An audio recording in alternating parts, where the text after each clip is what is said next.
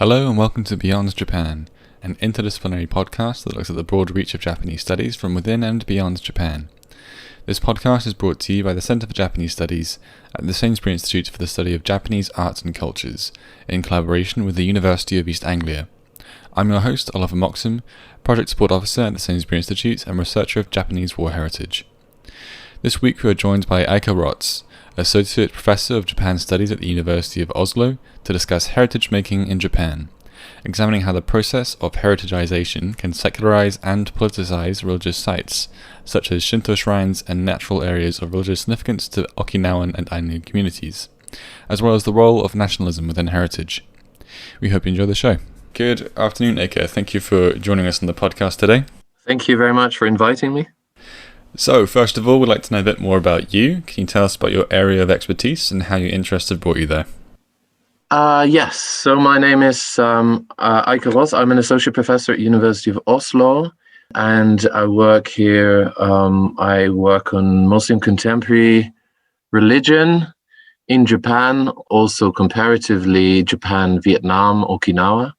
So my research has always sort of been partly within religious studies, and then within Japanese studies, or more broadly Asian studies, and also using methods and theories from anthropology, and especially interested in environmental issues and then the relations between environment, ritual practices, and politics. So my PhD research was on contemporary Shinto, so Shinto in contemporary Japan, and especially notions of Shinto as a nature religion and related practices, nature conservation practices, tree planting, and so on. And this was also then topic of my first monograph, which is titled Shinto Nature and Ideology in Contemporary Japan, and that came out in 2017. And so recently I've done more work on heritage, which is what we'll talk about today, but heritage in relation to contemporary religion and also ritual practices, environmental change. So my current research project looks at popular religion and environmental change. Great. So let's begin by clarifying for our listeners what heritage and by extension world heritage is. Could you give us a brief definition of heritage and the goals of UNESCO through world heritage? Yeah, so UNESCO distinguishes between heritage sites or world heritage sites and intangible cultural heritage, which is more like practices.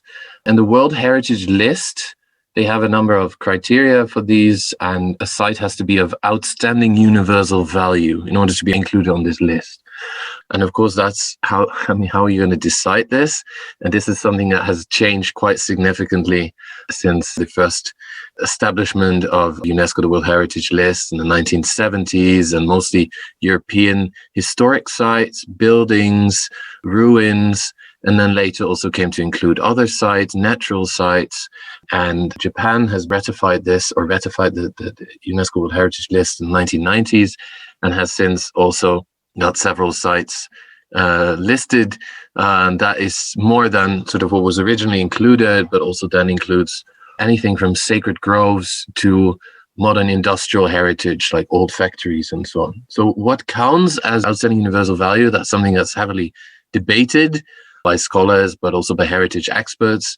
In practice, it's the case that member states, like UN member states, they have to apply. So they basically nominate sites and they have to apply, and then it has to be approved by the advisory bodies of UNESCO, which is ICOMOS for cultural sites or IUCN for natural sites, right? But then in addition, there is this intangible cultural heritage list, which functions a bit differently in the sense that outstanding universal value is not required there, but it's called representative list of the intangible cultural heritage of humanity. And then that can include anything from food, national cuisine, to languages, to very often performing arts, crafts, but also, interestingly, ritual practices like festival traditions and so on. And here, this representative list of the intangible cultural heritage of humanity, as it's called, so intangible cultural heritage is something that has really grown and become popularized globally in the last 15 years or so. And Japan has been very active in this. So heritage functions also on a domestic level, it functions on locally. There are provincial heritage lists, then there are the national lists, and then there's UNESCO for the international. But it's a category that has been very successfully universalized in the last couple of decades. So you find heritage conservation law or heritage preservation law and preservation initiatives throughout the world. Thanks for that. So through your Sacred Heritage project in which you participated, you've explored the relationship between Buddhist and Shinto sites with heritage status in Japan. Could you explain for us what it means when these sites undergo heritagisation? Yes. Well, so we had this project, Sacred Heritage in Japan, and also have published an edited volume, edited volume came out last year, 2020, and it's edited by Mark Teeuwen, my colleague Mark Teeuwen, together with me. And we have a number of chapters there that are written by contributors that look at different case studies. And some of these case studies are particular sacred sites. Some of these are Buddhist or Shinto, but actually my own research, my own chapter in the edited volume looks at a sacred grove in Okinawa that's neither Shinto nor Buddhist. So that's an Okinawan sacred site going back to the time of the Ryukyu kingdom. And also one of the chapters addresses the Mozu Furuichi tumulus clusters, like these old imperial tombs. These are not shrines or temples either, right? So they're sacred sites, but they're not necessarily shrines or temples. So the chapters, they approach this from different angles, but they ask the question, what happened to these sites when they are listed as heritage, or how are they used politically as well?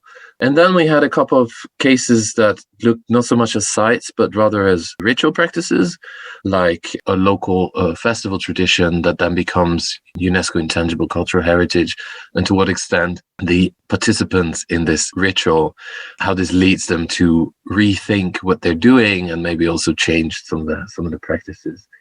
And then we had some cases of sites that were not listed as heritage by UNESCO, but more on a local level, and also some that failed to get listed. So it's rather sort of a diverse collection of case studies, but all focusing primarily on Japanese cases.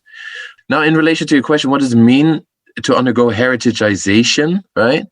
It's a bit of an ugly term, perhaps, in the sense that the term heritagisation in itself doesn't say so much about who are the actors involved in the process, but basically what it refers to is the reconfiguration of places or practices or both as heritage. And that's both a legal process, but very often it can also have physical and practical consequences.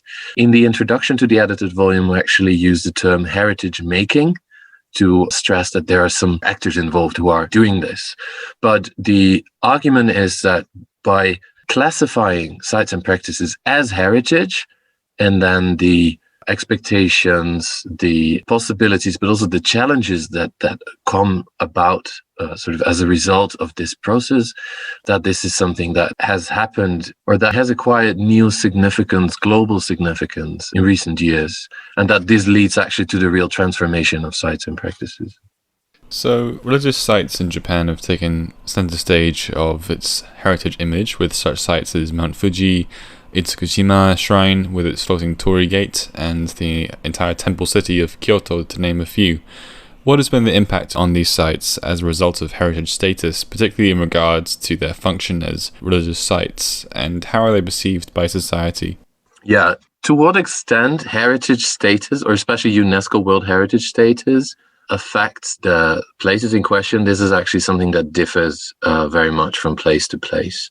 So there are quite many, you mentioned Buddhist temples in Kyoto or in Nara. These were already firmly established as tourist sites, at least domestically, before they were listed as UNESCO World Heritage sites, right? But there are also many of these Buddhist temples, they're also functioning religious institutions. And for them, it's not necessarily very important. For the institutional actors, it's not necessarily very important that they have this World Heritage status. But there are also examples of sites where the heritage status, and not the fact that they became World Heritage per se, but rather the ways in which local, municipal, prefectural authorities then use that World Heritage status for branding purposes, for tourist branding, for example, that has led to massive changes. I mentioned that example of the case study that I wrote about, which is Seifa Utaki in Okinawa. And now that was a site that was, so as I said, this is a sacred grove that goes back to the time of the Ryukyu kingdom, and people come there to perform rituals, right, and to worship local Okinawan deities. What happened, that site was listed as World Heritage together with several other sites of the Ryukyu kingdom, Shuri Castle being the most famous one, but also several other castle remnants, Gusuku sites. What has happened there, not immediately after its listing as World Heritage in 2000, but several years later, is that municipal authorities really started promoting, and not just the municipality, but also tourist agencies and so on, really started promoting these sites as major tourist destinations. They were covered in guidebooks, in magazines, in travel programs, and so on. And the number of tourists increased very dramatically. And this has led, as I described this in more detail in the chapter, but this has led to ecological problems in the forest. It has given rise to tensions because Okinawan worshippers feel that they no longer have access to their site, or even if they have access, they're engaging in a type of spirit medium ritual while tourists are standing next to them taking pictures, and that leads to all sorts of tensions, as you can imagine. So I would say that in some cases, being listed, or some of the more famous sites being listed as UNESCO World Heritage, hasn't really led to major changes per se, but it more functioned like a marker of excellence in a way. It's sort of a confirmation internationally of the outstanding universal value of Japanese culture. But at other sites, it has actually given rise to very real changes, including this example of mass tourism, how that affects a small worship site. So, with that in mind, I'm kind of curious, who are the actors that are proposing these sites for heritage status? Is it the people who live and work in these temple grounds or managing these areas? Or is it the municipal government, or is it the national government? And how much communication is there between these people? Yeah, that's a very good question. Eventually, it's the national government that has to apply at UNESCO, right? But first, it's the prefectural government that is involved with selecting these sites. Then they establish a committee, and there are local committees, local education committees, these Kyoiku Iinkai, that are involved. People who live around the site, for example, to what extent they are involved or not, this is also something that differs from place to place. But very often it's a municipality or it's a city that then comes with a proposal. Now, religious sites, they may do this in collaboration with, for example, temple or shrine priests. And there are some cases, there are some examples where priests were involved in these processes. But this is not always the case. It can also be that a city says, or a municipality says, okay, we have this site, we want to select it, and they work on the proposal, and then this is selected by the prefectural government. So the exact sort of formalities of this, I'm not familiar with that myself, but ultimately it has to go to the national government, which then has to apply at UNESCO. So what you can't do, if you're a group of local citizens, for example, and you say, okay, here we have this important natural site and we want to protect that, and you establish a committee and you write a proposal, you send it directly to UNESCO. It always has to be the member state who applies for this. And that includes indigenous sites. It has to go through the national government. But of course, you need some sort of involvement on a local level. And what you see, so again, the example of Seifa Utaki, that local residents initially, so I looked at some of the articles in a local newspaper, that initially in the late 1990s, there was quite a bit of enthusiasm for this proposal, and people celebrated when the site was listed, and then later opinions changed, and especially as a result of large numbers of tourists and the tensions and so on. And now many local residents actually regret this, and there are debates also. Then it's again the municipality who gets involved, discussing also how can we improve the current situation and so on. So to what extent religious actors are involved in the application, that's probably something that differs from case to case, but ultimately it has to go through the national government. So for these local actors who feel disillusioned after the heritage status has been confirmed, have there been any calls to reverse heritage status?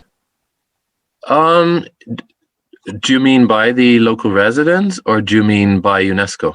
By the local residents. Yeah, there's some people who say, I wish this had never been a World Heritage Site. And look, we have these problems at the forest, and UNESCO should remove this site from their list.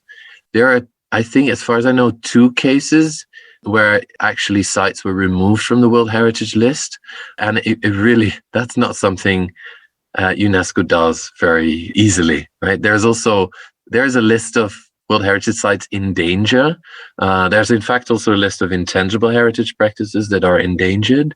But even these Japanese sites, as far as I know, including the Okinawan ones, are not actually on the UNESCO list of World Heritage in danger. So unless actually the whole site itself is threatened, for example, by big infrastructural project or something, then it's very unlikely that a site would be removed from the World Heritage List. And just because mass tourism in itself, this is of course a problem that at least prior to the pandemic that we saw also in many famous World Heritage listed old towns in Europe.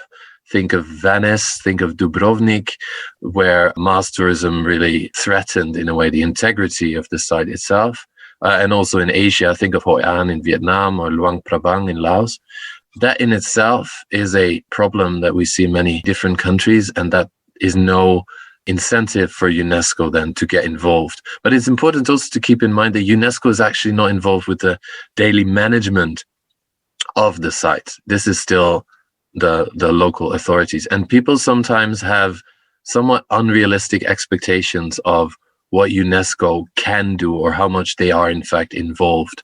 Very much of heritage preservation is done by local authorities in collaboration with local residents, or maybe not so much in collaboration with local residents, but with local corporations, for example. And UNESCO is involved in, as an intergovernmental organization, involved in the process of listing these sites, but not so much in the management of it afterwards. That goes on to the next question quite nicely. In an earlier episode on Buddhism as lived religion in Japan, it was mentioned that heritage status does little to economically benefit temples in rural areas due to the lack of infrastructure to facilitate mass tourism. One reason is that heritage sites in Japan are expected to maintain themselves, receiving little funding from the Japanese Agency for Cultural Affairs. Many temples which might be worthy of heritage status are therefore abandoned as these communities die out and are reclaimed by nature. Do you think there is a relationship between the geographic location of a religious site and its likelihood in receiving heritage status in Japan?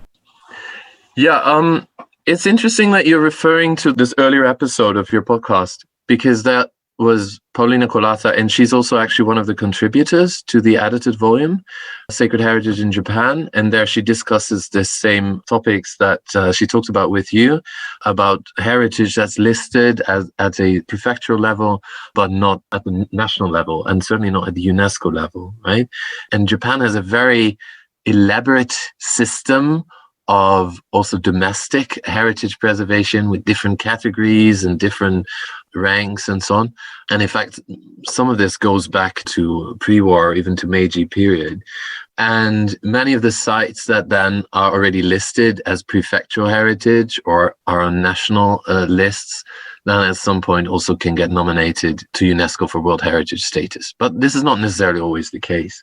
And yeah, as you say, just because, you know, a temple or a statue or an old tree has that status, at least locally, it doesn't necessarily mean, or it comes with an obligation perhaps for those who own it to maintain it well, but it doesn't necessarily mean that they also get the funding for preservation, for maintenance, for repairs, and so on. And even if you're listed as World Heritage, that in itself, like, it doesn't mean that UNESCO sends you a big amount of money, but it might make it easier to get, for example, other sponsors, corporate sponsorship for repairing a roof of a temple, for example. So I do think there is a difference here between the thousands of local prefectural heritage sites or objects and the few who have that UNESCO brand, in a way, attached to them. Now, about geographical location and its likelihood in receiving heritage status, when it comes to prefectural heritage, that's something that's everywhere in the country. But also, if you look at the sites in Japan that are actually on the World Heritage List, then it's quite evenly sort of geographically distributed. And it seems that the Japanese government actually has had quite an active policy of not only getting temples in Kyoto and Nara, but also including other prefectures. And so, for example, modern industrial heritage from Kyushu that was listed a couple of years ago, natural heritage sites in the Ryukyu Islands or in Hokkaido or in Tohoku. And there seems to have been quite an active policy of trying to have this sort of spread out geographically. But of course, then some applications were not successful, right? So there was this one case of the Shikoku pilgrimage, and this is also one of the case studies that's discussed in our book. That's a chapter by Ian Reader, where they applied for World Heritage status, but have not been successful, or not yet at least. And the chapter discusses some of the local dynamics and also this issue of getting some of the religious actors involved, and some of them were quite actively involved, but others opposed the application, right? So there were these internal divisions or internal disagreements. There's the case of the Christian sites in Nagasaki, that first time they applied, they did not receive World Heritage status, and then several years later, they reapplied, and then the second time they did get it. So I think in some respects, actually, you have the best chance to get through this this national competition first, is to be a prefecture that doesn't yet have World Heritage sites, or not many, right? So one of the reasons that these tombs in Osaka Prefecture were nominated and were listed was that, in contrast to other prefectures in the Kansai region, Osaka didn't have its own World Heritage site yet. So there was this idea, now it's their turn. Because UN member states can only nominate one site per year, they implemented that rule several years ago. So there's the internal competition in a way. I don't know if that answers your question, but... Yeah, it does. It goes on to the next question quite nicely again. So heritage has been recognised as a central part of the nation-building process, traditionally taking tangible sites and imbuing them with patriotic sentiment. Is heritagisation an inevitably nationalist process, or are there examples of heritage in Japan which break this mould? Yeah, that's a very good question. It's a very difficult question, because it touches upon this issue of who owns the heritage, right? Is it the local community? Is it the nation? Or is it indeed a universal property, in a way, as UNESCO suggests? And it's quite clear in Japan that many of the sites that are listed are somehow, and also the narratives surrounding those sites are placed within there is a kind of a national Japanese framework. So, of course, a site like Mount Fuji is quite obviously, and has long been, also before it became World Heritage Site, has long been a symbol of of Japan as a nation, of the Japanese nation state. Even the Christian sites in Nagasaki, which quite obviously belong to a religious minority that has a very ambivalent relationship historically with the state. Think of the persecution of Christians in the Edo period, but also even in modern times, that is somehow framed within a narrative of Japanese religious diversity and sort of inclusive framework. And then the question is, indigenous sites, for example. I mentioned the sites of the Ryukyu Kingdom. If you go to Seifautaki, you're shown documentary videos that at a visitor center that both show some of the cultural otherness of the Ryukyu Kingdom, but also explain this in terms of Ryukyu Shinto, which is explained as a kind of pure original form of Japanese Shinto, which is historically very problematic. So even the otherness of the Ryukyu Kingdom in some ways is incorporated within that framework of diverse, multicultural Japan. In Shiretoko, in Hokkaido, That's also a World Heritage Site. That is a natural heritage site that's listed because of its biodiversity. But the fact that this is also a sacred, or this area contains several sacred sites for the indigenous Ainu, was not actually part of the nomination narrative there. So Ainu were actually excluded from that process. So would it be possible to subvert the kind of national framework? I think that's very difficult, because there's always these state actors who are involved. But of course, that doesn't mean that local residents can't, take advantage of heritage status, for example, through setting up businesses to cater to tourists or something. But there's very limited space, I have the feeling, for these kind of alternative narratives. So would heritage status, for example, could it help to protect a site? That's another question. Right now, Japan's been trying to get a number of natural parks in the Ryukyu Islands also listed as World Heritage. That has to be approved by IUCN, International, Union, I think, but that's for the conservation of nature. And that was rejected. And one of the reasons for this is the Yanbaru forest. So this forest in the northern part of Okinawa, which until recently was used as a training area by the US military, and is very heavily polluted. And then there were these plans, or they are actually in the process of constructing several new bases in that region. There's the Henoko base, there are the helipads in Takai, and then having all these big military helicopters, landing and so on, might have a negative impact, as you can imagine, on, for example, local bird life and so on. So there's been this debate among Okinawan activists. Should we support the heritage application of Yanbaru Forest, as it might be a way to prevent the construction of these military facilities? But others say no, but once it's been approved as World Heritage, then actually we can't do anything about it anymore, right? Then they can just continue, and then it actually serves to almost to justify the construction of these bases, because it's a way of saying, look, we have these military bases and they're right next to World Heritage listed natural park, and those two can go hand in hand.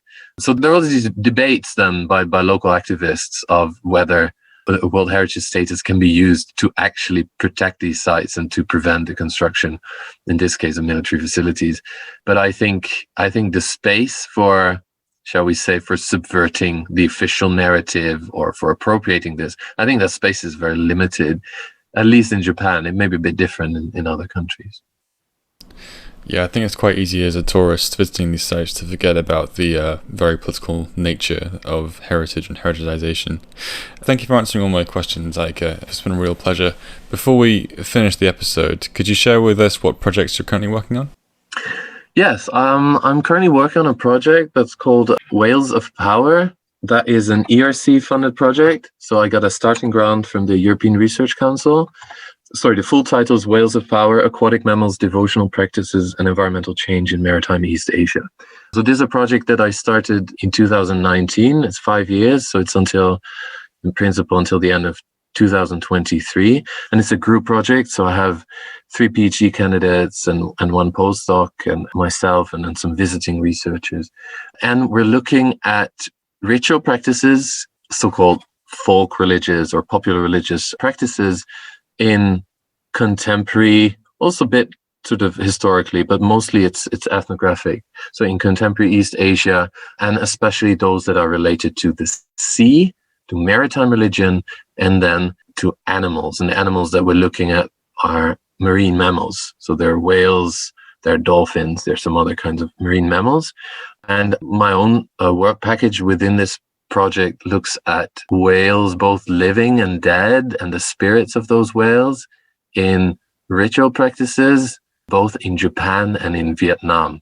So in Japan, as you may know, there are matsuri that involve or that refer to whaling or have whaling reenactments as part of the matsuri, or the Shinto festivals, but there are also Buddhist memorial rituals, kuyo, for the spirits, not only of whales that were hunted, but also whales that beached or stranded and died.